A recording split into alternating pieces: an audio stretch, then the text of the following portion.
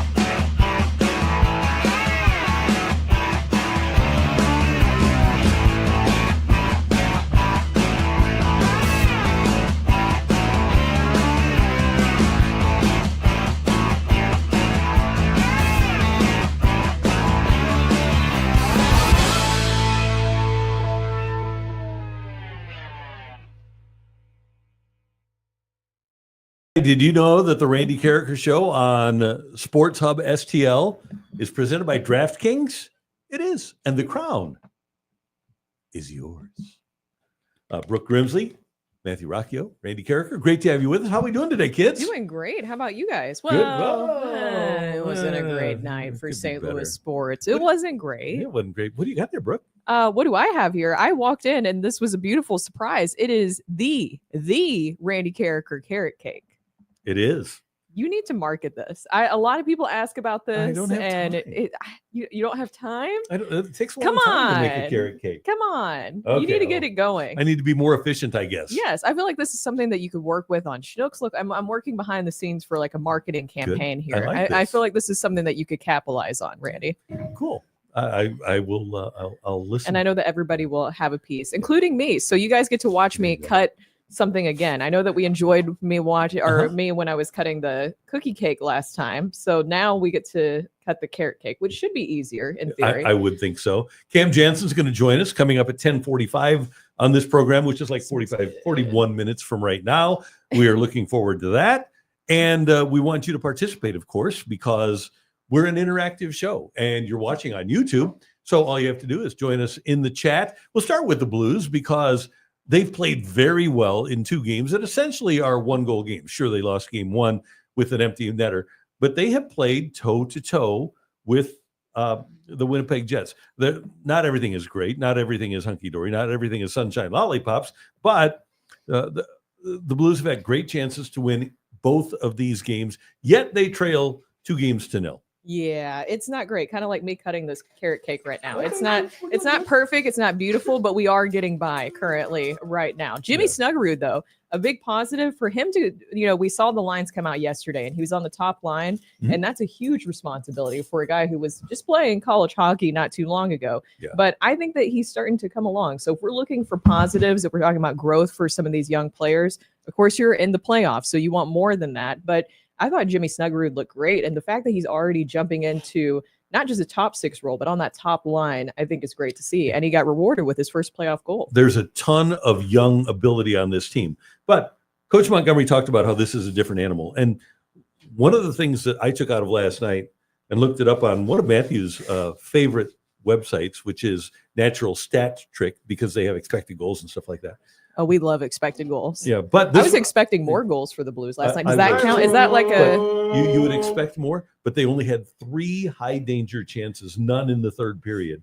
Winnipeg had 12 high danger chances against Jordan Binnington, and out high danger chanced the Blues in the third period. We know. I love high danger chances. That gives you a better opportunity. Yeah, except for when it's working against the Blues. It kind of shows about where the Blues are at right now, because the Blues, they scored 2 goals in the last 5 periods versus the Jets, and 0 5-on-5 goals in that span. So the Jets really give you no room or time to operate in the O-zone. No, and that's an issue because what have we talked about? Having possession in the offensive zone, and the Blues really haven't had any chance. And we would love to blame it on the Blues, but Winnipeg is just really, really good. Well, they did win the President's Trophy. Yeah. They did. And they're I know that it's a real curse, but at the same time, there's a reason that they won that. And you're starting to see that and how physical they are too. I mean, we knew that this was going to be a physical series and the Blues are hanging in there too. They're doing their own part. We talked about the amount of hits, especially in game one, but man, that hit on Jordan Kyrou was brutal last night. You have to respond to that if you're the Blues. I was kind of surprised. Yeah, you have to go and make Connor or Scheifele not want to play. Yeah. Right? Make their life hell. So in 1990-91, when Brett Hull scored the 86 goals, they get into the playoffs against the then Minnesota North Stars, and they've got a couple of defensemen, Stuart Gavin and Gaetan Duchesne, who just cross-checked the hell out of Brett Hull. And you'd watch Brett walking out of the building, and he was hunched over. His back was a mess. And the Blues have to, if Winnipeg is going to take that tack, then I think the Blues have to take that tack. And if you're coming after the Blue Stars, then why is Tyler Tucker playing? Right? Yeah. You've got to make those guys hate to play against you. I was actually kind of surprised by the Tyler Tucker move because we were discussing that yesterday and Jamal had mentioned, Jamal Mayers, and when you can go back and watch that interview when we were previewing the series and going into game two, I asked him specifically about, would you add anybody? Would you add a Tyler Tucker? Because that was a big question going into it. And he said no, because it kind of signals, oh, we're in a little bit of a panic mode. We need to try anything with these guys. And so I was a little surprised to see Tyler Tucker in that situation. But to your point, if he's going to be in there, then I want to see him go out there and make an impact physically in the game. Right. I do too. And he did a little bit, but not to the extent that you would like. Not what I was Winnipeg expecting. is delivering. Yeah. And to the point of the 7 defensemen, Matthew Joseph wasn't doing much right. So I don't have a problem with double shifting somebody else. And I think that Jim Montgomery's explanation was quite reasonable in getting Joseph out of the lineup and getting Tyler Tucker in. Yeah, I think so. It was just really hard to see because even in that moment, especially when Connor scored, you can't leave Kyle Connor, excuse me, that's kind of a tongue twister, isn't it? Kyle Connor alone in the slot. It's a high danger chance. It is. It was. I was kind of surprised that happened. There was a lot that led up to it. I know that some people were pointing to Karraker in that situation, which is fair, but I don't know what my expectation is with Karraker right now. I know that you can't just go out and get another defenseman like him. He just came off of injury, so he's still getting his legs back in the game, and he is a physical person. But at the same time, that was a moment where you're like, you can't leave Kyle Connor alone in the slot there. No, and then you had the mishap with Binnington's stick too, where the ankle of Parayko caused Binnington to lose his stick. And I don't know if that would have changed things if Connor would not have scored, if Jordan would have had his stick. But the fact of the matter is, your goalie didn't have his stick and the other team scored a goal. Something that helps in those situations. It helps a lot. Eli says the Blues still had a successful season.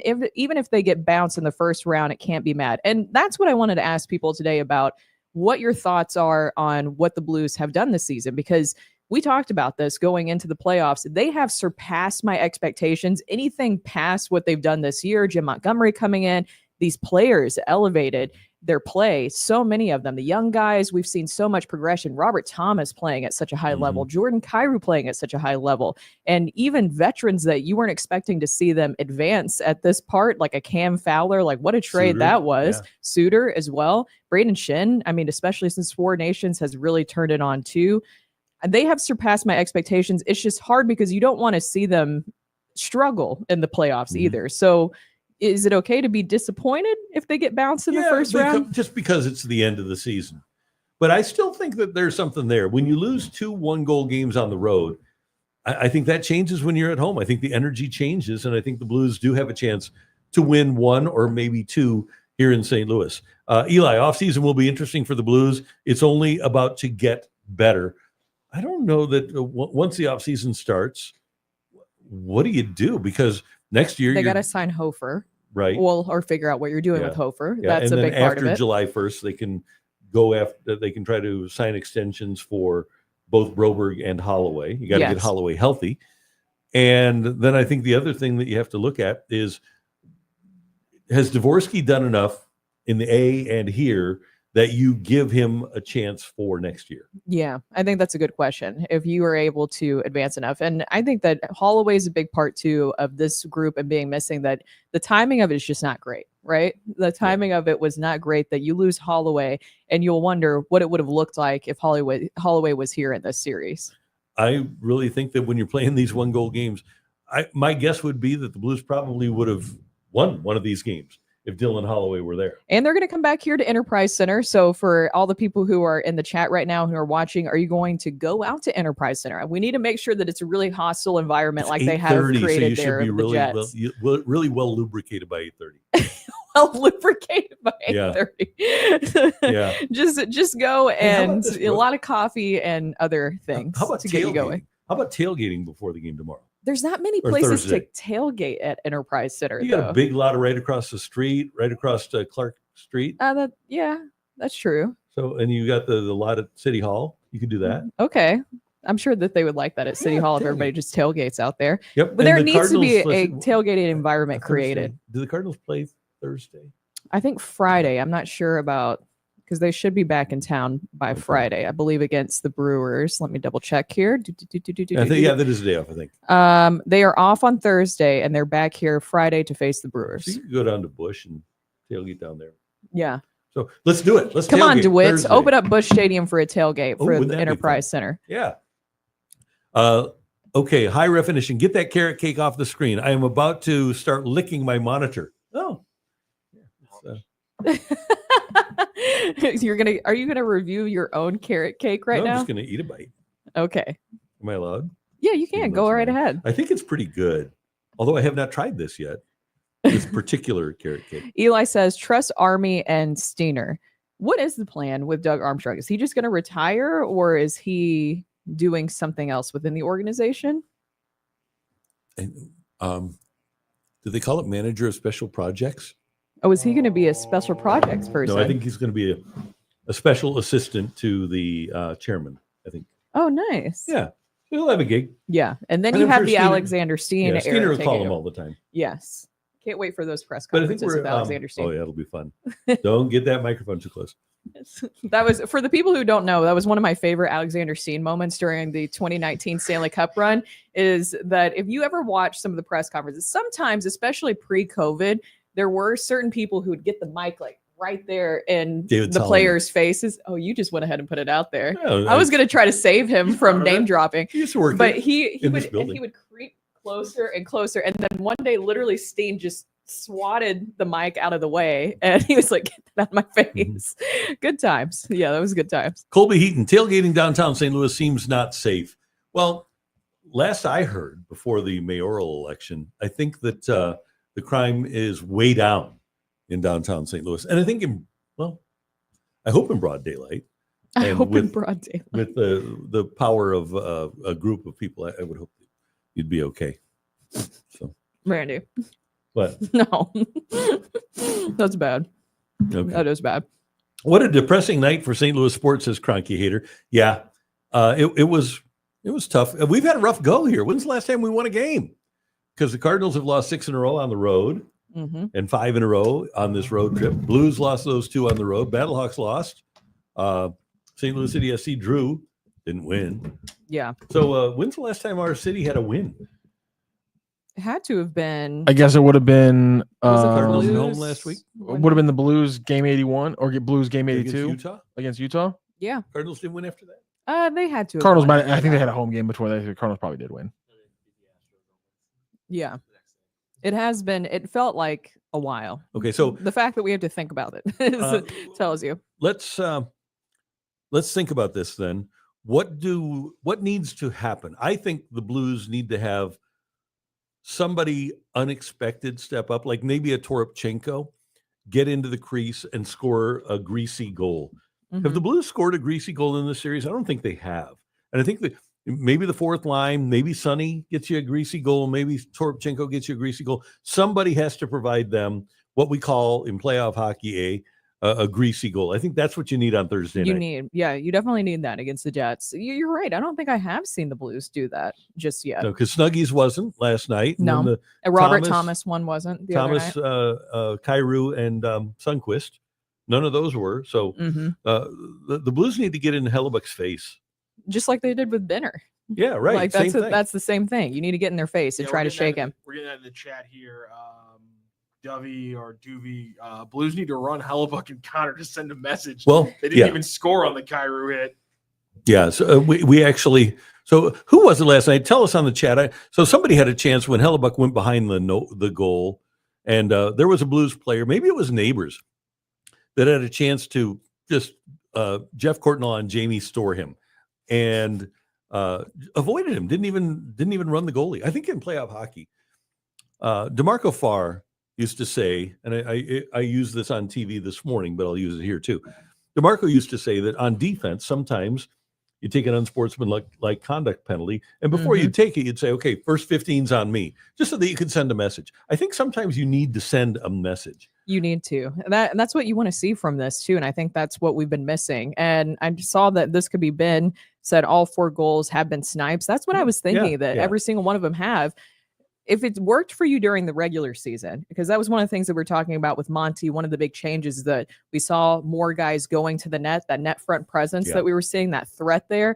Why not get back to that here during the playoffs? But then the Jets are so stifling at the same time that you could tell that they're getting the Blues out of their game a little bit. That's the thing. They're big, and it's really hard to carry the puck in. You have to dump it in, get into the corners. But even still, if you're playing that dump and chase style, you get somebody to the net, and then you try to get it out front to that person from the corner. I just think that there's a better a playoff way to do it. And this is not an affront to the Blues style, but I think all we have to do, Brooke, is go back to the numbers, right? That 12-3 in high danger chances. Yeah, this could be Ben said. Shin is throwing his weight around, and I saw that taking with the soul. Excuse me.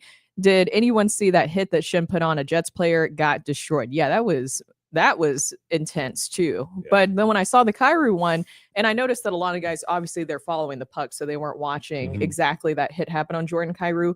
But I was surprised that there wasn't more of a response right after that from the Blues. I was too, because that could have knocked Kyrou out of the whole series. He was struggling going back to the bench, and I was worried about that. Yeah, and oh, by the way, it's not like you can do anything to Stanley, right? No, he's God, a he's big massive. Fella, so. Is he like 6'7"? I think he's 6'7" and 220. 6'7", 231. 231. JR tweeted out after he leveled Kyrou, and it's like, Kyrou not evaporate from this earth? Like, I don't know how. Kyrou got lucky that it was not worse, because I mean he is 6'7", he's massive. Kyrou's probably about like what, 5'9". I'm not great with guys' like weight. 6 foot and 190, something like that. He's 5'9". Is he 5'9", 5'10"? He's listed at though. But the guys are taller when they're on skates, so maybe they measure them on skates, and that's what it is. But see, and this goes back to what we were talking about right off the top with Tyler Tucker dressing. And when you have a hit like that, I think there does need to be a level of reciprocation on the part of the team that is aggrieved, and that's what Tucker is there for. And Bobby Bowe, is it Bobby Bowe? Yeah, said who somebody said that Connor, nobody's laid a hit on Connor yet, and that's true. They need to hit their stars. It's just the way it works. Yeah, Binnington I thought was great in my opinion in the game. I think Binnington gave them a chance in the game, and that was important. Scheifele was just incredible, and that's the thing that I'm looking at here, and that we heard from Monty after game 1. Not that the Blues don't have talented guys. I've been more than impressed with what they've been able to do. And once again, you're hanging with the President's Trophy winner at the same time. But their players, it feels like they're maybe a few years ahead of the Blues when you're talking about where the Blues are at currently right now with this young group and where the Jets currently are. There's no doubt. And the Blues, this is what they planned for. When Jim Montgomery talked about how valuable this time for the Blues, he never talked about winning the Stanley Cup. He talked about how valuable this will be for years to come, this experience for this young team. And you've heard it a million times, but we'll repeat it because we want to make it 1,000,001. The fact of the matter is, when you look at this group of players, Bolduc, 22, Robert Thomas, 25, Kyrou is 26, Neighbors is 23, Snuggerud is 20, Toropchenko is 25. You're going to have 19-year-old Dvorsky here. Broberg is 23. Holloway, who's not playing, is 23. So you've got a tremendous amount of youth. Tyler Tucker is 25. Matthew Kessel, who eventually is going to play for the Blues, is 24. you're loaded with young talent. And the only concern I have is, and I know the Blues have a lot of young defensemen on the way, but it's hard to become a defenseman in the NHL. It takes time. And Suter is 40. Letty is 34. I think Fowler still has a lot of gas in the tank at 33. Falk is 33.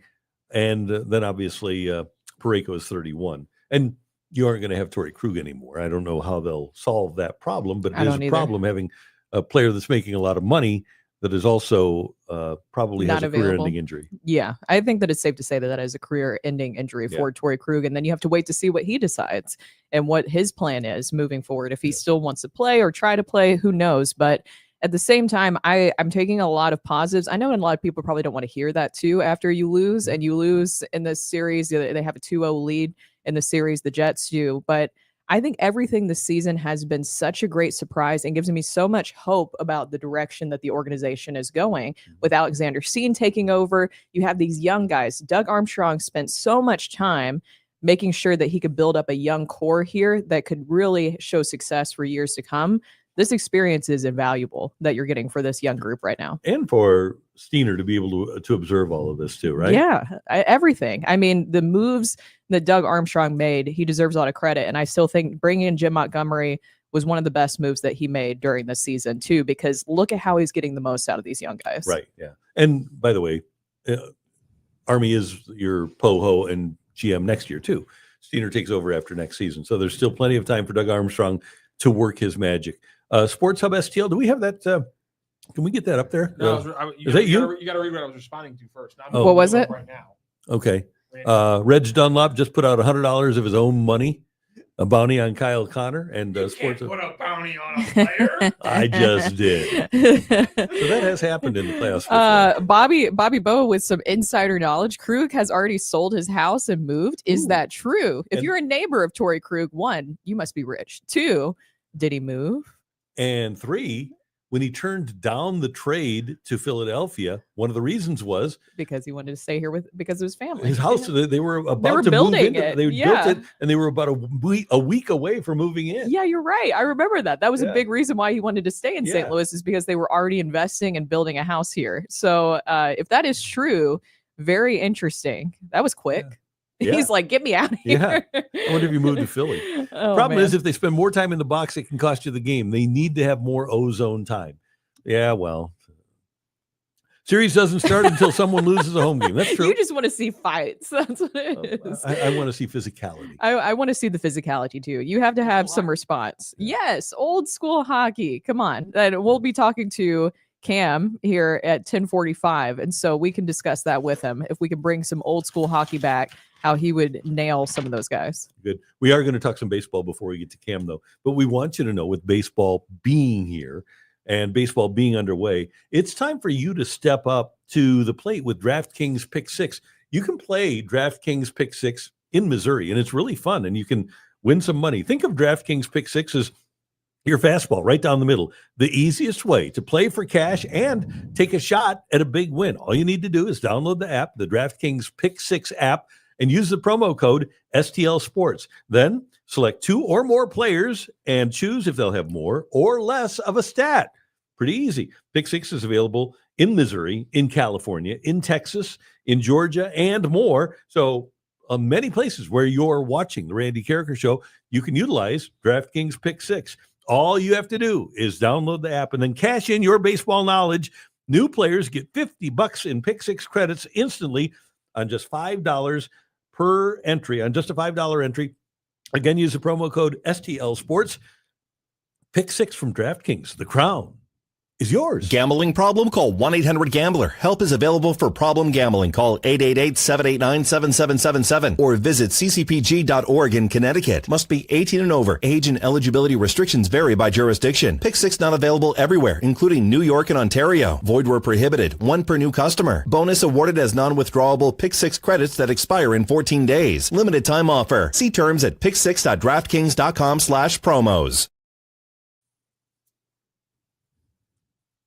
Did you have Wilson Contreras to hit a home run last night? Did I? I would never doubt Wilson Contreras. First and foremost, never. Neither. Never doubt Wilson Contreras. No, that was nice to see. And we had an Ollie ejection in the game. So Yeah, and that he got the spiced team some fired up, things. right? He did. He got the team fired up. So the lesson here is, Ollie, you need to get ejected every single road game so that you can turn this around. It didn't exactly work last night, but it did spark the team a wee Matthew? bit. Wasn't that the whole thing last Yes. last September? Mother's Day. Or August or something? It was Mother's Day. It was a lot Yep. earlier in the season. And then It was he- Mother's And Day. then, like, every time he got ejected, it was like they'd win the game. It was a whole thing. Yes. Yeah, it was Mother's Day. So we're starting a wee bit early this time, Ollie. I know that you're trying to get things fired up for this group because they're now 1-10 on the road after last night. If you guys saw that 7-6 loss to the Braves, it was nice to see Wilson Contreras, that bat, that power that we've been talking Mhm. about. But yeah, Ollie got ejected. I think that the reason we were talking about it last year too is that we've seen a theme here. And the theme is that the Cardinals tend to dig themselves into a hole in April. I thought the theme was they played better without Ollie as their manager. Randy. Oh no! You're gonna get a talking to. Oh, I will. You'll get a talking to. Oh, I'm just having fun. You know that, Ollie. Oh yeah. But they Somebody's did getting a start hitting talking last to. night, didn't they? They did. If it works, it works. But haven't you noticed this theme the past few years of where probably 3 years, coincidentally, of Mhm. where they dig themselves into a hole in April, and we're starting Mhm. to see that now where they're 1-10 on the road.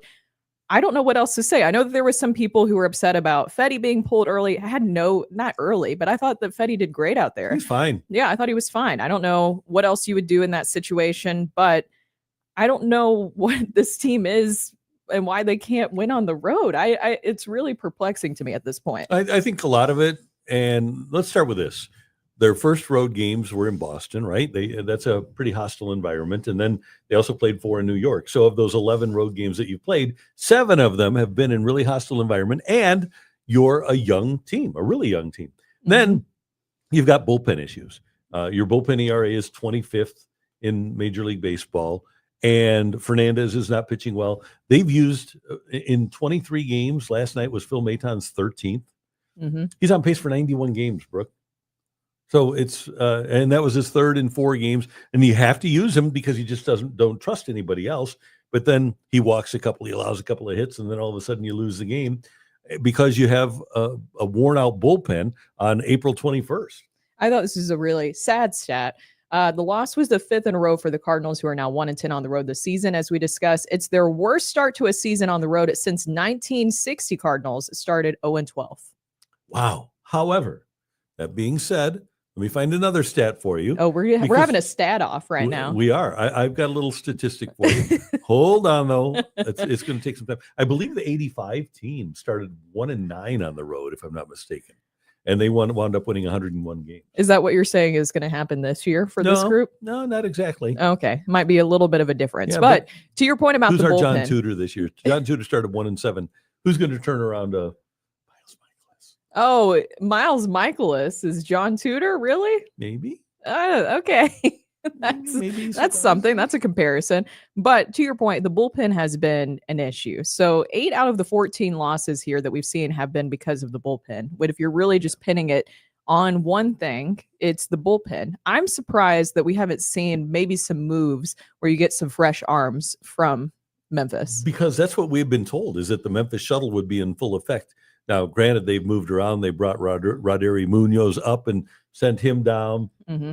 Roycroft was a part of the Munoz. Yes. And I would think that, and now we've got the guy from Illinois, from the Chicago area, who's the Swanson. Yeah, that's it. Nice. He's here, but give him an opportunity.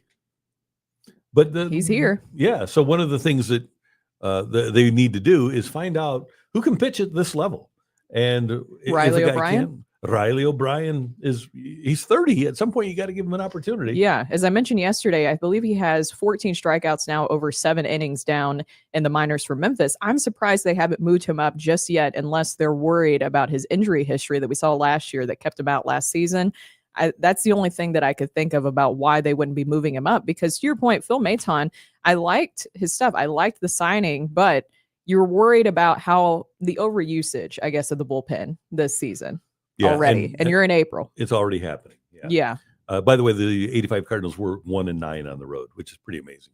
when you think about it. But to your point, Brooke, they have plenty of people that they can look at and get up here. And I guess they also want to find out how a guy like Fernandez, how does he deal with the adversity that he's dealing with now? He's off to a terrible start. Can he turn it around? Because he showed us last year that he has ability. So with pitching between the ears, right?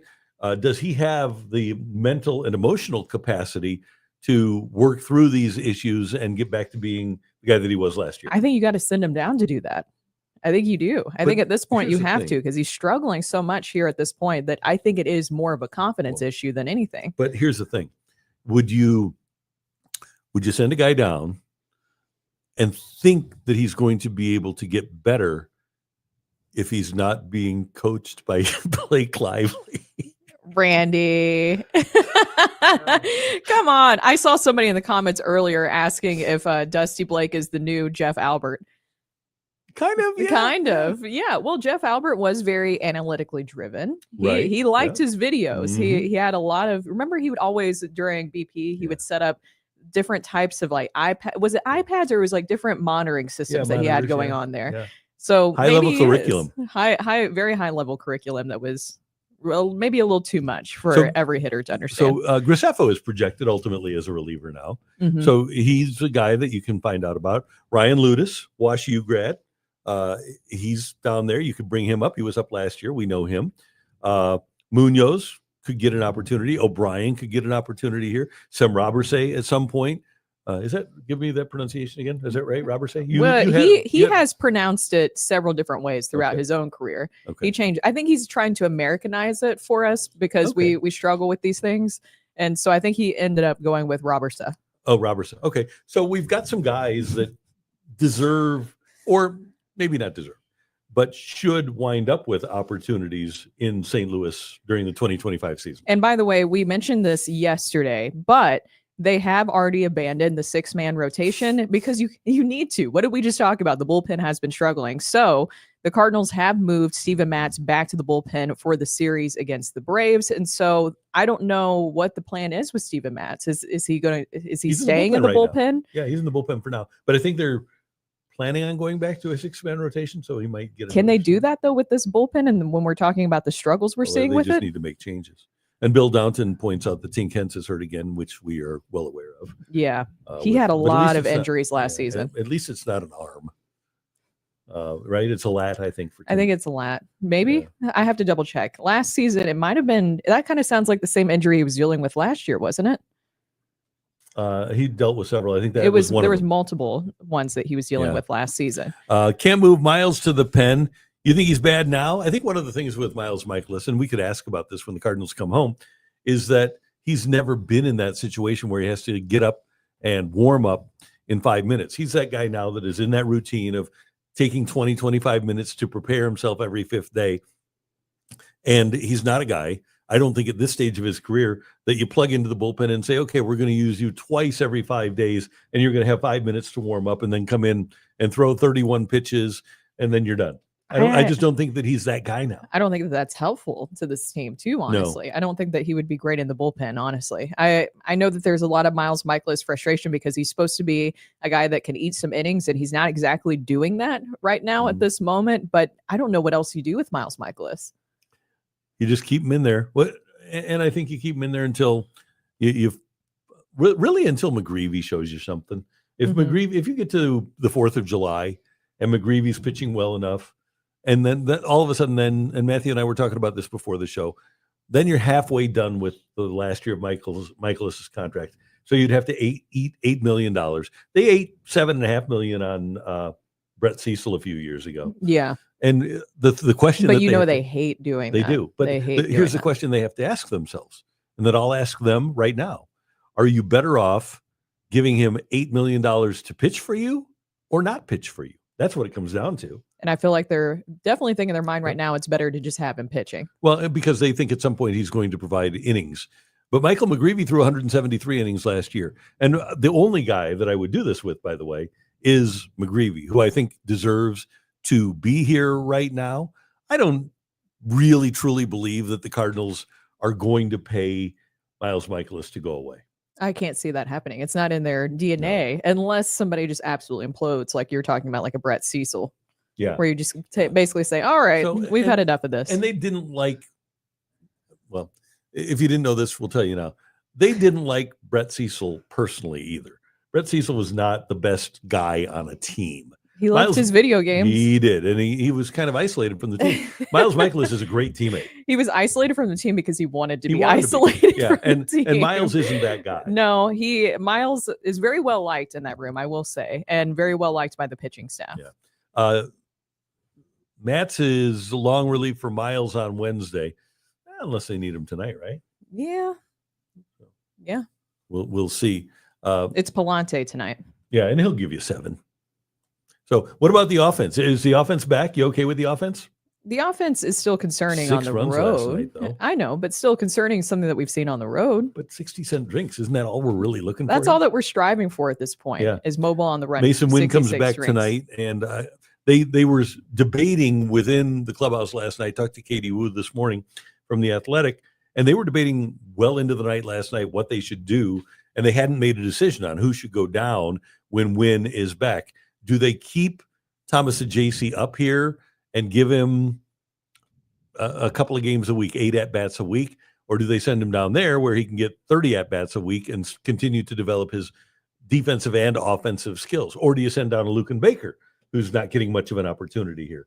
At what point, obviously today they need to make that decision, but who are you sending down so that you can get Wynn back? I still think with Thomas Ajayce that he deserves the opportunity with what he has shown. I think that you can make a role for him. You've been able to make a role for him so far. I know it's harder when Mason Wynn comes back in here, but I like what I've seen with Thomas Ajayce, and I want to keep him around. When a guy's doing what he should be doing in the majors, I feel like he should be rewarded for it. Same conversation we had with Victor Scott II during spring training, going to the season. He did everything right, and he deserved that opportunity, that role, and luckily they gave it to him. We have to remember, this is a transition season. Yeah. This is about the youth movement. That's what the Cardinals said, and if that's true, then you need to keep Thomas Ajayce here. Lucan Baker, I don't know what else you can do with Lucan Baker at this point. Nothing against him, but the only positive I see for him is that this is such a lefty-heavy lineup that he's a right-handed bat that could come off the bench. He doesn't need a role. We know how much the Cardinals love that 26-man who's okay with not having a role on this team, and Lucan Baker fits that. And apparently Thomas Ajayce is a guy that's very happy in that role too. Can I say something? Just being at the major league level. Can I say something else? Yeah. Can we stop, if this is a growth year for the Cardinals, can we stop doing defensive replacements for Jordan Walker in games? And he's playing well. Why are we doing that still? I don't know. He needs reps on defense just as much as he does on offense. And he's done. He looks better to me defensively this season. But why are we still doing that where we replace him later on in games? I think. Can you tell me? I think I'm genuinely asking. I think they want to get. I think they want to get 22 into games as much as they can. Well, he wants to get 22 into games as much as he can.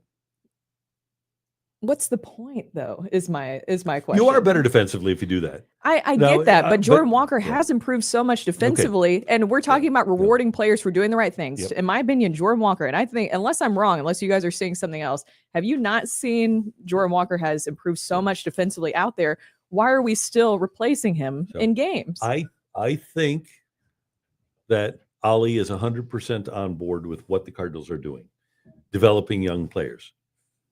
But at the same time, he needs to do things for the guys in his clubhouse to make it seem, and he's not trying to win, double negative, but he also needs to show his guys in the clubhouse, hey, I'm going to make moves so that if you guys have a lead in the 7th inning or 8th inning, so that you feel like I'm trying to win. I don't think that he can ever just sit there and say, yeah, I'm really not trying to win. I just want to see how you guys do out there.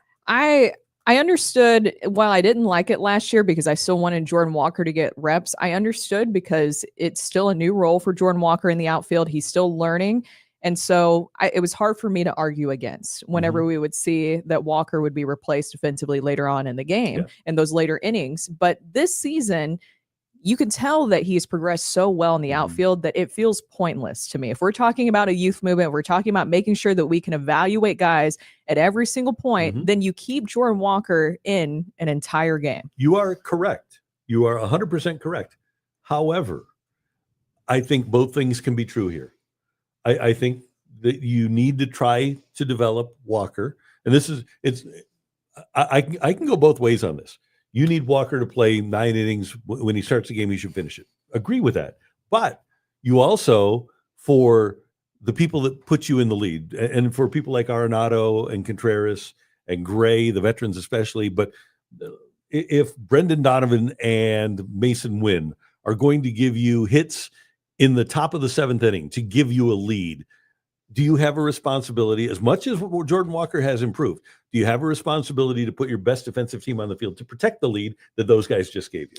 You do, but this is still an evaluation season. Right. Jordan Walker hasn't screwed up yet. So why are you still punishing him? It feels almost like a punishment, like you're still punishing him. No, I think you're just giving yourself the best opportunity to win with your best defense. As good as Jordan Walker ever gets defensively, he'll never be better than Michael Ciani. I feel like and that's fair. Michael Ciani is great defensively. We saw that last season. Elite. But at the same time, it feels like we're just trying to justify his role on the team currently now. And I think if you ask Ollie, he'll say, no, I'm just trying to win the game. Yeah, I know. That's what he'll say. Because with defense, defense does matter. It does. We've seen defense cost the Cardinals a lot of games over the years. And so I can see it from both angles. I can see, and I've talked about it, how you need to get Walker defensive reps, but at the same time, you need to show the rest of your clubhouse, hey, we're trying to win the game. So I'm okay either way. I know that's Hot Take Central. I'm not doing it. Hot Take Central is it's one of the great shows ever. It is one of the great shows. We're turning into it. Apparently, we give you fiery hot takes. Yeah, well, that's kind of a. Matthew, is that lukewarm? You've listened to Hot Take Central a lot. Is this like lukewarm Take Central here? I don't know why you guys are asking me when we're going to have one of the former hosts of Hot Takes. Oh yeah, on in 3 minutes, and I mean you can ask him if it would qualify. Yeah, come on now. I mean the guy's an expert. Yeah, right. Let's turn to, says Baker is a righty. Has to be Burleson or Ciani. A late inning pinch runner defensive replacement, not worth a roster spot in my opinion. Donovan is that 4th outfielder. And at bats for JC at 2nd, short, DH, and pinch hit. So, okay, so you give Wynn, you play 6 games a week. Give Wynn a day off a week. Give Donovan a day off a week. You have him DH once a week. So you're giving JC maybe 15 at bats a week. People have really turned on Alec Burleson. Yeah, that was quick. That's the second chatter who's mentioned sending down Alec Burleson. Yeah. Well, I was looking at his numbers the last 7 games here, and he only has 1 RBIs. RBI. I know that's always controversial. 190 average, on base percentage, 261.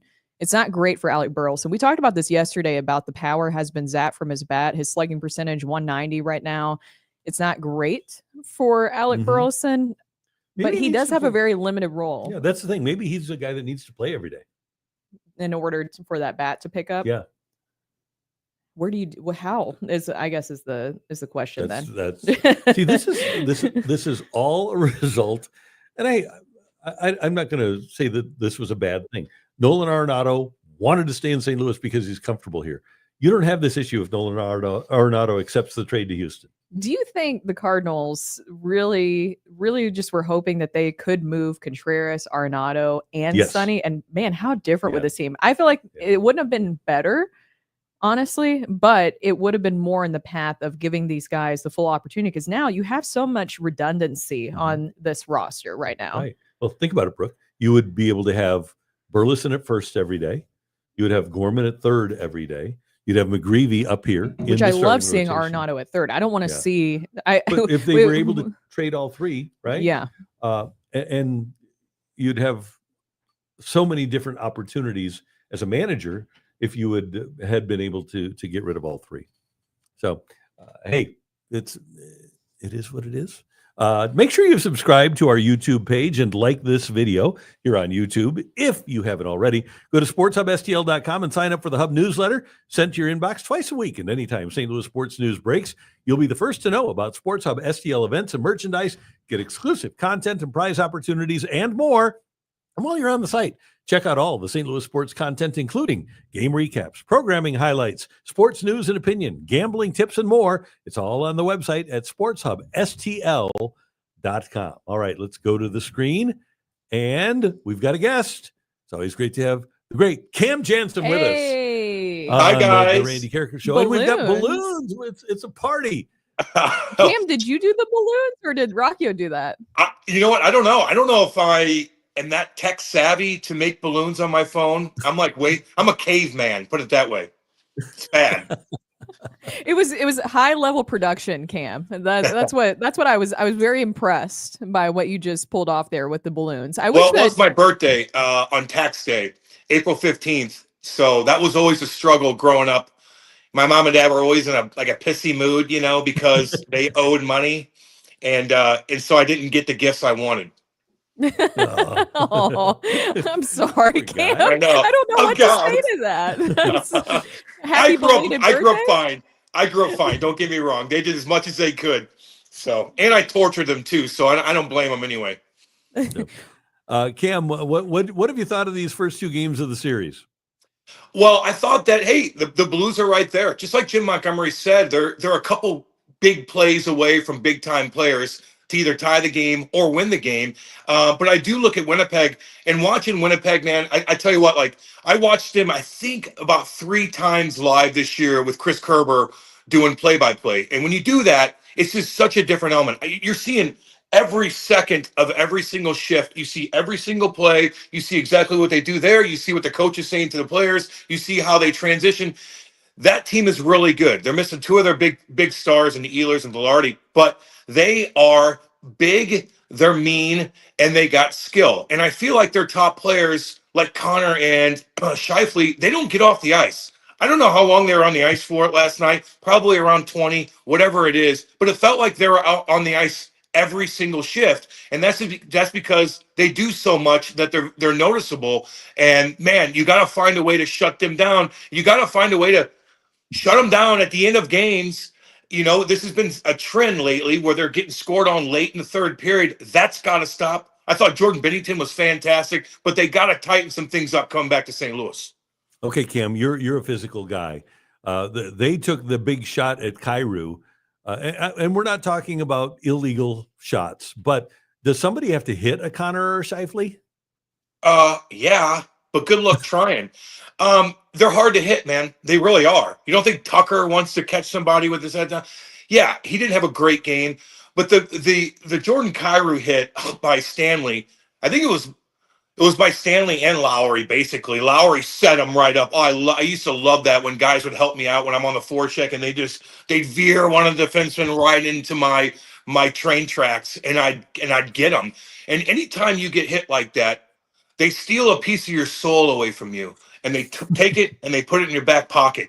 I'm telling you, it's a horrible feeling. Did you see Kyrou's face when he was going to the bench? Yeah. He's like, I know, oh my God, I know that feeling. He got the wind knocked out of him. But when you get hit like that, man, part of your soul is gone until you make back up for it. It's weird how it works, but I'm telling you, it sounds bizarre, but I've done that to guys, and I've had that done to me. And anytime I hit a guy like that, where you put him down, where it's clean, and you set him back, maybe aged them about 4 or 5 years, you own them. And anytime you see them, like, what are you going to do? You want that again? And anytime you see a guy that's done that to you before, I don't care if you could beat him up.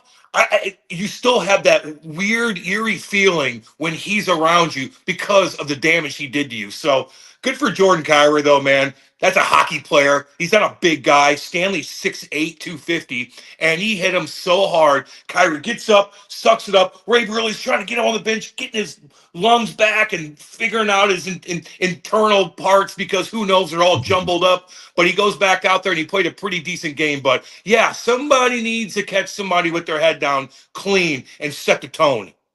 In your career, I got 2 for you here. Who got you? Who was the one that you said, oh man, they got me good, and you always had your head up for them when you played against them? Mark Stewart, who's about 6'1", 240. I'm in Winnipeg, and I get hit by him so hard. And I saw him coming. I just dumped the puck in, and I'm ready for a reverse hit. He hits me so hard, my sternum cracks like, and I'm like, And I got to skate all the way to the bench. And that stupid rink up there, I hate it, the dump. You got to skate. I got to wait on the bench dying like, oh, I thought they punctured my lung. I'm like, oh, God. Then we got to wait for a whistle because you can't just walk back to go to the locker room. You got to walk on the ice to get over there. So they didn't know what to do with me. They're drugging me up, trying to relax me. Then I go to Winnipeg Hospital, and I literally sat there as a professional hockey player for 4 hours. No one said one word to me for 4 hours in that hospital. All the guys are on the tarmac. They're all waiting for me. You know, the fourth line plug, that's the most irrelevant player on the team. They're waiting for me for 4 hours in damn Winnipeg on the tarmac before anybody does anything. It was a miserable experience. But I look at Mark Stewart and I see him sometimes when he's coaching and he'll wink at me and I still look at him like, yeah, you got part of my soul. Okay, so who did you get? Oh, you name it, baby. I crushed a lot of guys. I mean, Who's your guy? Who's the one though? Do you have one that stands out? I hit a lot of guys. I mean, you catch these guys around the net, man. I was pretty good at open ice hits. But Zdeno Chara, I took part of his soul. Look that one up on YouTube. I just caught him perfectly. I was in the mode. He hit a guy in the corner, and I just snuck back out. I got my speed going, and I went and I crushed Zdeno Chara, who's about 6'9", 250, and he didn't know what to do. I don't think he's ever got hit like that before. So that was a good one. Anytime you can hit a big guy like that clean, and he doesn't even react to you, meaning he's hurt and he's going to the bench, that's always a good feeling. Yeah, that's a big guy, Cam. Yeah, I like picking on the big guys, Brooke. That's what I do. You're a big guy yourself, so I think that's pretty fair. We were talking about that, and Schinner has done a great job of being really physical in these first two games. But were you surprised that there wasn't more of a response after that Kyrou hit with Stanley? What do? You gonna go jump him? He's looking like, I'm not fighting anybody. What are you gonna do? You can't. It's a playoffs. You can't take stupid penalties. Just like what Bolduc did, where he's mad, somebody hit him, and he goes and he cross checks the guy. If that was a regular season, I'd be like, we'll kill that off. But the playoffs, man, it's all amplified. So what are you gonna do to him? You're gonna challenge a guy that's 6'8", 250. Who's gonna do that? Who on the forward group's gonna do it? Maybe Tyler Tucker might do it, but like he's gonna be like, no, I'm playing. So you got to respond in different ways. You got to respond by Jordan Kyrou going out there and scoring a big-time goal and then waving his stick and looking at Stanley like, that's how I get you back. Or Braden Shin catching somebody. Schinner caught Adam Lowry, hit him pretty good last night. Adam Lowry was hitting guys. Luke Shin was playing physical. Luke and Braden were going toe-to-toe. Mm-hmm. But to answer your question with the Stanley hit, when it hits that big, you can't react emotionally to it. You got to let things settle down. Figure out who did it. Okay, calm down. Is Kyrou okay? We got to go out there and have another shift because if you go out there and jump him, you're going to get a 2, a 5, and a 10, and now you're down 7-minute penalty kill, and you cannot do that against the Winnipeg Jets team. And it's interesting when Kadri took out Binnington a few years ago. The first time the Blues played against Kadri the next year, it was Schinner, right, that fought him and made Kadri pay for what he had done. You guys have long memories, so you can't do it now, but you get that guy down the road. Oh man, the Kadri one drove me. That hit. Even the Kiprios back in the day, we had Kiprios on the pod, and we got it out of him. We're like, no, you did it on purpose. And he's like, yes, I did. I did hit Grand Fear on purpose. That's what I had to do at the time. And we're like, whoa, cool. But the Kadri one, that drove me nuts because the Blues were playing great. Benner was on his game, and Kadri ran right into him. Not like what Mark Scheifele did last night. Mark Scheifele got tripped up. There's nothing he could do. He had a semi-breakaway. That's just a collision. Thank God Benner's okay. But the Kadri one, and if you know Nazem Kadri, you know how dirty he is. I know exactly what he was doing there. He meant to. He could have got out of the way a little bit, but he's like, I'm in a good situation where I could hurt somebody, and he did that. And then he became the victim, and then he drove me even more crazy. And then they ended up winning that series and going on and winning the Stanley Cup. So that was a tough one. Things happen when you're going 100 miles an hour in the playoffs like that. But to retaliate against a clean hit and think that you're going to jump a guy that's 6'8" and punch him in the face, you can't even reach him. So what are you going to do? You got to go back out there the next game, catch him with his head down, or how about win the game and shove it in his face that way? And you're talking about winning the game. That's what we want to see. We want to see Yeah. the Blues take one in the series because you need to. What can the Blues do going into game 3? They're doing okay. They need to find a way to be better 5-on-5. I don't know. Is Robert Thomas hurt? Probably. Is Pavel Buchnevich keeping up with the pace? Not really. He kind of lost his guy at the end there, where Connor was just left alone for 2 seconds. I mean, 2 seconds, and they found him right in a slot like that. So the big boys need to step up. I mean, it's just the bottom line. You really do. I don't know if they're going to go 11 forwards and 7 defensemen again. They tried that. Monty said he wanted a little bit more physicality. He wanted some of the big boys to get a little bit more ice time. But as a player, when you have 11 forwards, you really have to be on the ball on the bench because guys are getting mixed in. And it's not just, hey, third line go, fourth line go, but now it's scattered everywhere. Who's tired? Who just got done penalty killing?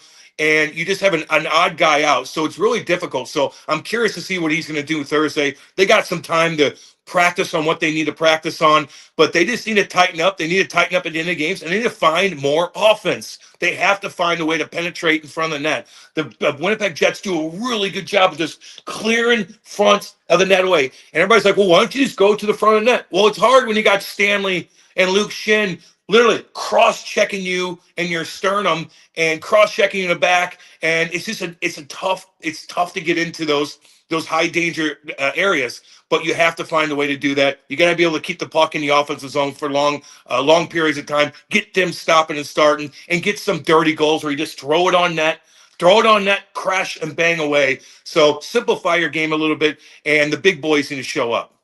Cam, how much difference will it make for the Blues having the energy of the home crowd and Monty having the last change?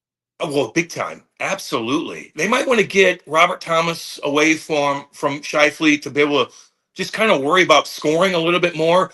Because once you get away from that top line with Winnipeg, I mean, it gets depleted a little bit because they don't have a couple of their big guys, but they're still a pretty deep team. So maybe you get them away a little bit. Maybe you switch up some of the deep pairings so you can get a little bit more offense. When the Blues were rocking and rolling during that 12-game winning streak, the D were so active.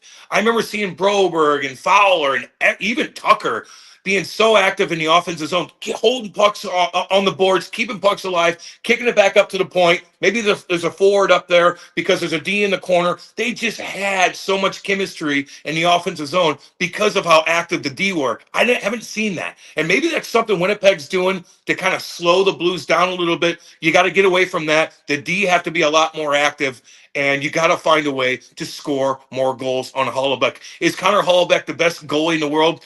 I don't know. He's pretty damn good in the regular season, but he's not very good when the playoffs come around. Has he made some big time saves? Sure, but he's not stealing games for you. So find a way to put some more pressure on him. Keep shooting that puck high. He's got some areas open up top. So they're all going to they're looking at so much stuff right now. Today's going to be obviously a day off. Tomorrow they're going to have a pretty hardcore practice, and it's going to be video. And Jim Montgomery's got a lot of things upstairs. Him and Steve Ott and the boys are going to implement coming up next game. But I tell you this, that Blues, that fans are going to be rocking and rolling. They are. I don't care if it's an 8:30 game. They are going to be loud, and they're going to be energetic, and I can't wait to be there.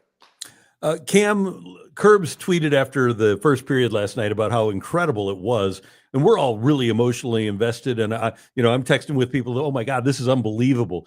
But when you're a player, can you get emotionally invested like that, or is it just you have to concentrate on the job at hand? How much does emotion play a role in a playoff game like that? Well, sometimes it's nice to be away from home when you're skating on the ice, and it's a whiteout in Winnipeg. If they're loud, they're loud. You kind of ignore it. At home, maybe for the first time, you got all the fans, your family's there, this, that, and the other. But listen, man, when you're a player, you're not like this. Oh, everything's okay. No, you're like, oh, happiness. Oh my God, I suck. Oh, happiness. Oh my God. It's just, there's so much going on to where you don't even have time to think about anything else. When you're on the ice, you're thinking about what did I do last play? What is Monty thinking? What are my teammates thinking? Did I get that puck out the right way? Was I in the right spot over there? Oh my God, I should have scored that goal. I had a wide open net. There's so much going on in your head to where you you don't have time to listen about anything else about it unless it's what you're doing in the moment. All right. And finally, we have to watch this. Brooke, do you have? I just had something to say that I think that we're kind of bearing this story here, but I feel like a lot of bad luck could be pointed back to Nelly wearing the Winnipeg Jets. Did you see that? Like sweatshirt Yeah. he was performing in Winnipeg. What in the world was that, Cam? Well, he's got to make some money up there, you know? Hey, listen, if I'm Nelly, I don't want to go to Winnipeg, you know? Like, I don't want to be in Winnipeg. Can't I do a concert in Houston? So he's probably like, you know what? I'm up here. I might not ever come up here again. I'll wear the Winnipeg Jets jersey. But I give Nelly credit, though. I've seen him around, right? He did, like, ignore me one time when I was 15 years old in Eureka when he used to live there. Me and my buddies went up to him and his buddies, and I go, hey, how you doing? He kind of, like, didn't say anything to me. And I'm like, okay. You never forget that. But then I've met him before. He's always wearing blue stuff in his – he wore a Pronger jersey in Country Grammar. Like, he represents the Blues and the Cardinals pretty well, so it's hard to chirp him. And he did, to his credit, he removed the Jets jersey and had a Blues jersey on underneath. Okay, good. I didn't. You don't want to listen when you're a rapper or a country star. You don't want to piss off the audience. Listen, they're paying good money. Not to mention they're paying good money for you, and then they're going to be paid good money to go see the Jets play. They're all, in Winnipeg, you're scattered everywhere. It's not an easy thing to get into town. It's expensive there. The crime rate's high. So if I'm Nelly, I'm like, thank you guys for coming. I'll wear this jersey just to represent. All right. We know you're an analyst now, so I want you to analyze this little piece of video we have. We know you're watching on your phone, but just want you to analyze this for us. Okay, so Charles in the corner hits my buddy. Then I come around like, sit down. I got your soul. There it is. It's in my back pocket, baby. There you go, big boy. I'm surprised. Look at that. I'm surprised the boards didn't collapse. That was in Boston, too. No one even said a word to me. No one said a word to me. Oh, my gosh. Fantastic. Yeah. That's a big boy hit, Cam. That's the big boy hit right there. Yeah, absolutely. Knocked the wind out of him. The Listen, butt hit, too. yeah, it was a shoulder to his, stomach because he's so tall. I saw I knocked the wind right out of him. And I thought he was going to try to beat me up, but he didn't. That's when you know he was hurt. Oh, that's fantastic. Buns of steel right there, Cam. Yeah. I did Good that to job. Andy in alumni skate the other day, too, and he crumbled. Oh, and then also, I didn't realize that you were part of this, Cam, until I saw the video the other day. So if you guys have been paying attention to our Blues Hub post-game show, we know that Thomas Welcher, who's a part of our Sports Hub SCL team, that he has been talking about shaving his head. And Cam, you did it. You shaved his head. I was a little concerned because he is a really, really nice kid. And he's handsome, and he had nice, kind of lovely hair. And I'm like, okay, you want me to do this? And I'm like, my hands are kind of shaking because I was drinking too much coffee. I'm like, I might scar this kid up. And I don't want to hurt him. And then all of a sudden, I'm like, he's going to look so foolish. And then I shave his head. And I'm like, you look really good. He looks tough and handsome. He looks a lot better with a shaved head than he did with that flowing blonde hair he had. So, not that picture. I still got to get the back part right there. That looks like he's about, 90 years old. But I really trim it up pretty good. He needed to get the back of his neck, too. I warned him about that. Maybe his girl could do that for him. But I think his hair looks pretty good. He's got the beard. He's got the shaved head. Yeah, he looks like a hockey player now. There you go. Great job. Yeah, it turned out well, Cam. Yeah. I was wondering because I know that you like your energy drinks and coffee, and I didn't know if that was going to be something that would affect the performance of shaving the head. Yeah, I didn't want to mess up and get his eyebrow or something. You know what I mean? That would have been funny though. I can't do that to him. He's too nice. Too nice of a kid. Hey, Cam, thanks for coming on the show. We really appreciate it. Great to see you. Hey, anytime, guys. We'll see you Thursday. Thanks, brother. See you there. Cam Janssen, Blues analyst. Of course, you can hear him on the Cam and Strick podcast. He does a ton of radio with the Blues, and he's. Have we made the official announcement, or are we going to make an announcement? I don't know. You might hear him on the radio again soon. Ooh, Yeah. There you go. A little nugget. We'll give you little nuggets. That's what we do here on the Randy Karraker Show. Yeah, little nuggets. We do. And by the way, we also want you to know about Cards Hub 365. Cards Hub 365, daily Cardinals content right here on Sports Hub STL, and we'll have pregame today and postgame after the Cardinals game tonight in Atlanta. Get the show on demand from YouTube following the live broadcast, as well as on Apple, Spotify, or any other major podcast outlet.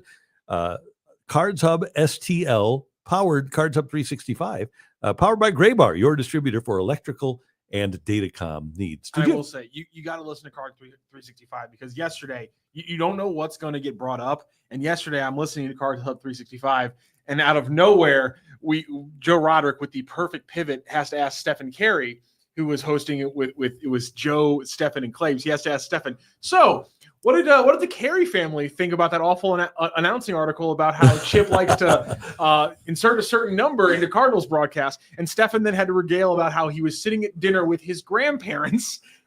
And that story was then brought up. So you never know what's going to happen on Cards 365, including the visual of Stephen Carey having explained to his parents the child that they raised. Oh funny. Man, yeah. If you guys didn't see that article, Awful Announcing, they did an article why Chip Carey likes the number 69 so much.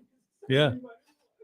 It's great. So that's something. Yeah. That Sports Hub happened. STL presented by DraftKings. The crown is yours. Bro, can you imagine right now having to explain to your grandparents Oh something God. that your parents were doing immature on national television?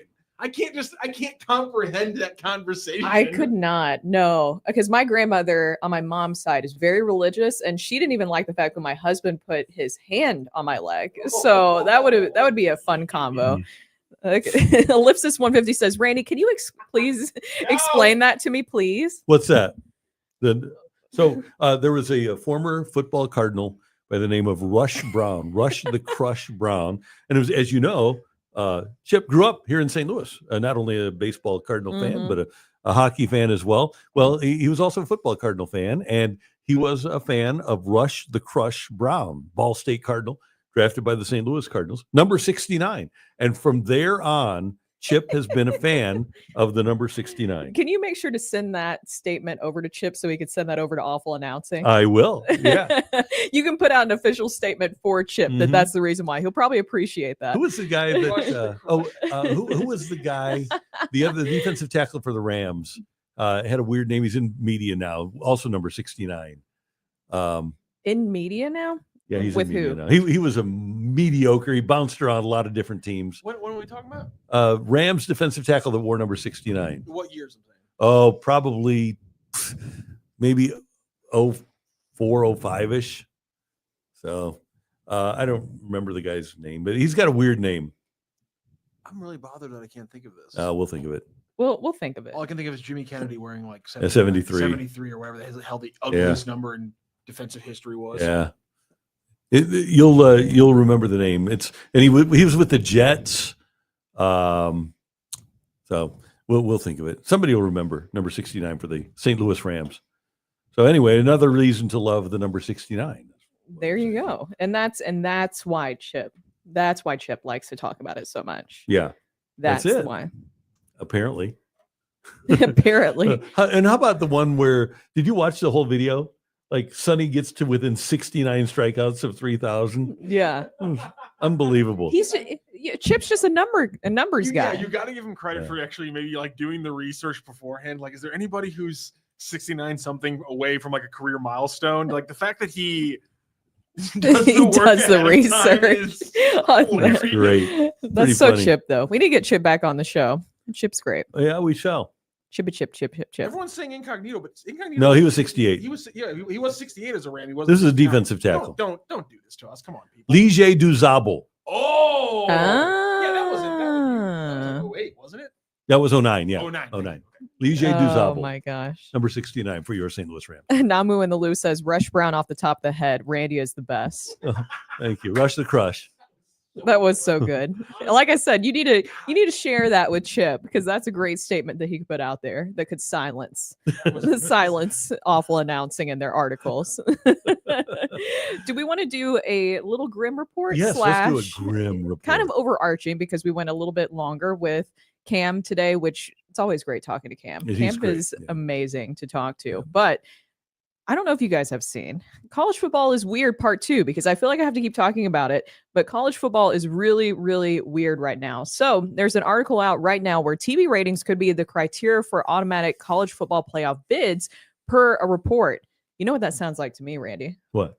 The SEC, it just means more. It just Is it means a more. bad thing? Yep. Are you surprised? Everything's a money game now in college football. It's about NIL. Yeah. It's about how much revenue that you bring in for TV. Are you surprised? I No. know. Sorry, ACC. sorry, Big 12. Yeah, Yeah. so much for that. I don't know if I know it doesn't sound great when you put it out there in that way about TV ratings being a criteria for a team making it, but it's kind of the same whenever, I know, but it's kind of the same whenever you're looking at bowl bids. What is it when they're doing Yep. bowl bids? What What do- are they looking at? What teams does the public want to see, right? Yeah. And I have no problem with that. And not that it should be the be all end all, but should it be a portion? Should it be a tiebreaker? For example, Clemson is 10-2, Mizzou is 10-2. They've each played 6 national TV games. Which team had a higher rating? But this They isn't probably gonna. thought This so. isn't gonna be about. Maybe. This isn't gonna be about the picking between an ACC team and in an SEC team, Randy. This is going to be about, again, picking the 13th SEC team or the second A10 team or the second MAC team or the second what have you, Mountain West team. Like it's never going to be the actual discussion. Like, and the bowl game thing is bowl games don't matter. Making the tournament matters. Right, and that's what we're talking about. Yeah. So like that would to bring it into the tournament side of things, that's blasphemous. I mean, that is murdering college sports. Like that is actually It's not ruining murdering that is college actually sports. ruining college basketball. All this stuff about NAL and players getting paid that people say ruins college basketball. That doesn't. This actually ruins college basketball. Football? Football. Yeah. ruins it. This It is ruins more every about sport. this is doesn't. about football Ruins every playoffs. aspect of the sport. Yeah. Well, again, as a tiebreaker, what's wrong with that? Because we can What's talk wrong with there's- giving the people what they want? Because I want to use 90 other tiebreakers that we can have when he talks about comparing teams on the court or on the field. Like there's other tiebreakers we can use. But they aren't But as it's good. all- They don't tell you That's what not the controllable by the team, though. Don't you kind of like though that it's all been behind the scenes for so long, right? It's been behind the scenes for so long where we try to pretend like college sports is not a business and that these universities were making billions off these players and they weren't any, and then all of a sudden now it's all out in the forefront. They're accepting and they're putting it out there more that this is a business at the end of the day that is going into their decision making. right. And hey, if you ask, and I know this is apples and oranges, but if at the beginning of the season or when later this month, maybe next month, when the NFL schedule comes out, you can go to Joe Buck and Jim Nantz and Mike Tirico and Al Michaels and say, how do you like your schedule? They'd say, well, it's good, but I'd like to have the Cowboys more. Well, because the Cowboys draw ratings, and that's what college football wants. And it's Alabama, it's Georgia, it's Michigan, it's Ohio State. It's Notre Dame. I Yep, mean, like Notre Dame. even outside Yep. the So SEC. if you have teams that are pretty close in terms of what they are as football teams, and you can make more money because they're more popular on TV, you do it. I get what you're saying, Rockio, that it's not exactly fun whenever money gets involved in those conversations, but it's true. No, it's just that at what other point does money not get filtered through Never. what happens on the court Yeah. or field to decide these kind of things? Yeah. I'm not We- saying money, of course, decides these things in the long, grand arc of things, but at least you have to put the money through the filter of things on the field and success that way, and then it kicks out to the richest teams are going to win the most. But you can't get rid of the filter of doing stuff on the field being the deciding factor. and I'm not saying that a team that is a 3-loss SEC team should be put ahead of an undefeated Big 12 team. That's not what I'm saying. I get that. I'm just saying if If you it's have, which we have seen already last Yeah. season in the 12-team playoff where there were some close ones. yeah. So I'm just saying if everything appears to be equal, and I get where you're saying where all of your computer and all of your expected points and stuff, yeah, you might pick one or another. I would go with expected ratings over expected points. But expected points is is being determined by the players on the He field. didn't even I as a coach, I as a player can't change the expected ratings of my franchise. Sure, you can win. On a college level, it doesn't work. It Well, doesn't- and also, it's not sustained- Oh, it the doesn't- universities tell me- need to do a tell good me job what- of promoting the players more. Tell me about Alabama's TV ratings before Nick Saban got there, but or Alabama- Michigan before Jim Harbaugh got. But that's different. They had That's TVs different. back We're then? talking about Okay. blue bloods from the 1930s, though. That's different because my point. But is when they that were bad, there's- their ratings went down. But you always have the ability of being a blue blood to lean in on. My point is that Mizzou's bunch they got from the Chase Daniel thing was a huge boost. But then the roller coaster came back down because you're not Alabama. You don't have the blue bloods to lean on when you have the big spike from the Chase Daniel. Then you go back down and you get another big spike from the Brady Cook things.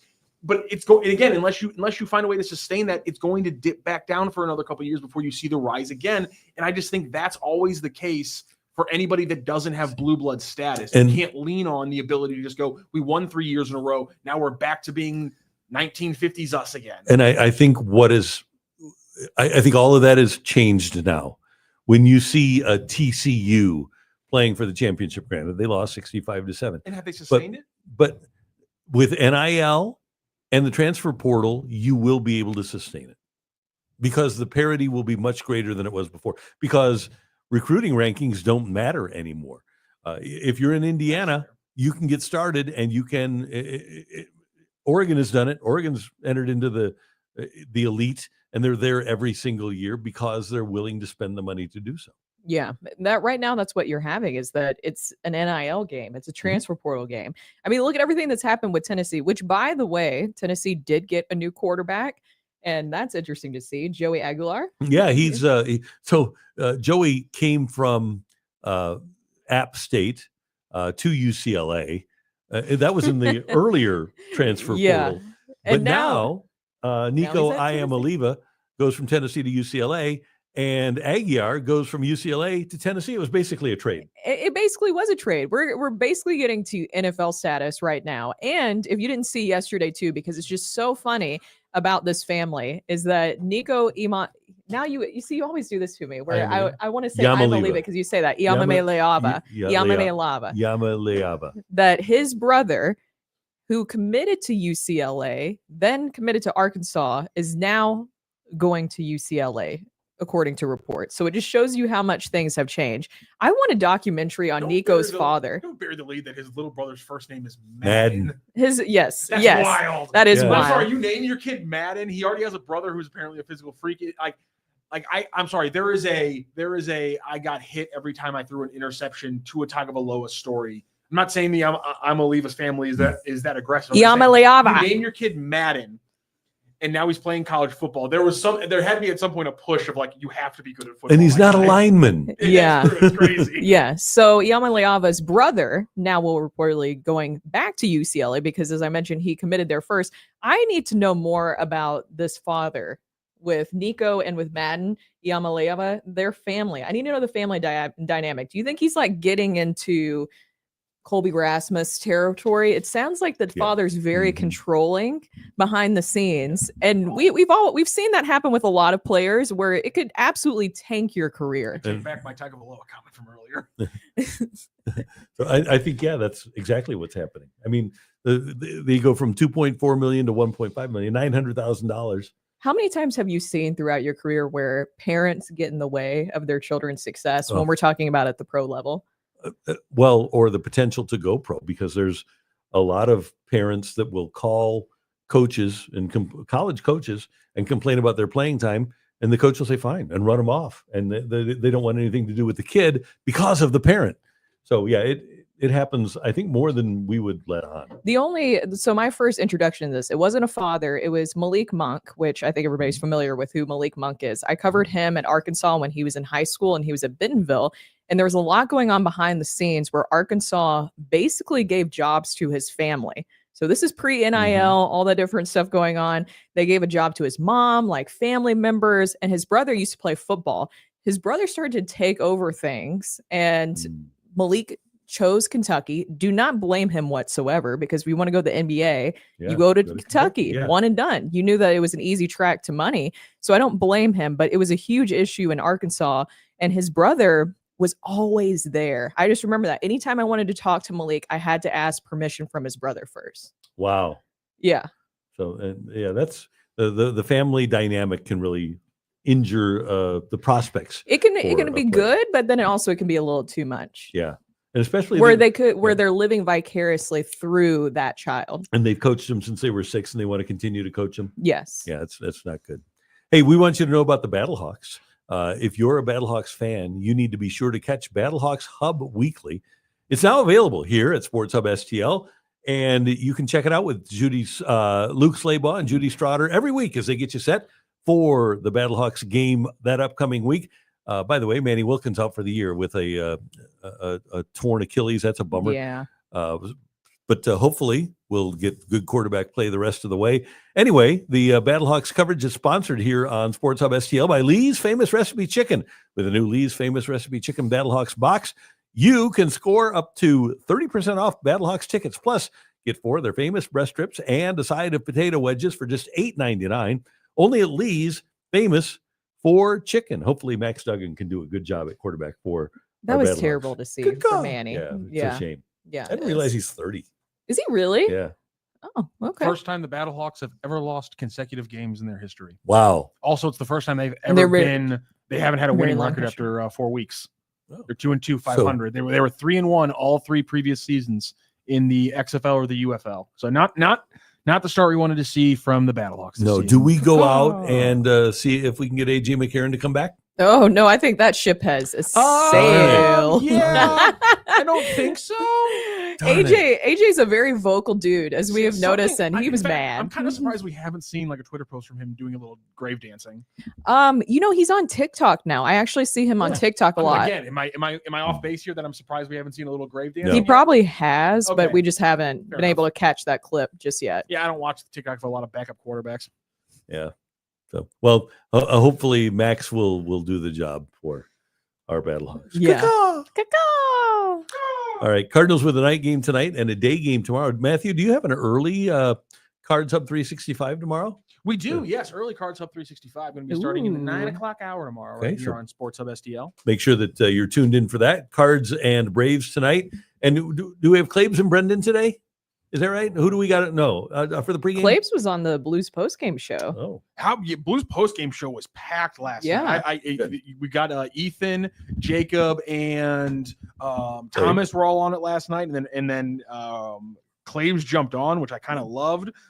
Today on Cards Hub 365, it's going to be Joe joined by Stephen Carey, and postgame tonight we'll have Brendan Schaefer joined by Sarah Daly, who I never made the connection to Ken until somebody told me Really? that. oh, really? I just Daly seems like a fairly like I knew a family named Daly like growing up in my Mhm. neighborhood who Uh-huh. wasn't related to the baseball player. So like Uh-huh. I don't so like my brain that doesn't associate it Uh-huh. directly. And so I met Sarah and I was like, oh Sarah, and then we were joking around and like Sarah and Stephen were gonna do a show. We were Oh. like on the nepotism episode. And I was like, who's Sarah? And he's like, and Joe just looked like Ken Daly. I was like, oh, I didn't put those two together, but I mean, we're stacking them up Got here it. on Sports Hub STL. Got it.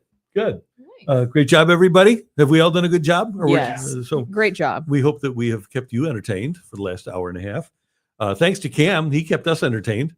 As So always. We do appreciate that. And so don't forget all of the coverage today on Sports Hub STL. And then Blues postgame, not tomorrow, but it's on Thursday. Blues, 8:30 p.m. on Thursday. We thank you for being a part of the show today. Thank you very much for all of your comments. We do appreciate them. Need them all the time. Brooke, did you have fun today? I did. I'm glad. Matthew, great job as always. Oh, and you know what we found out yesterday?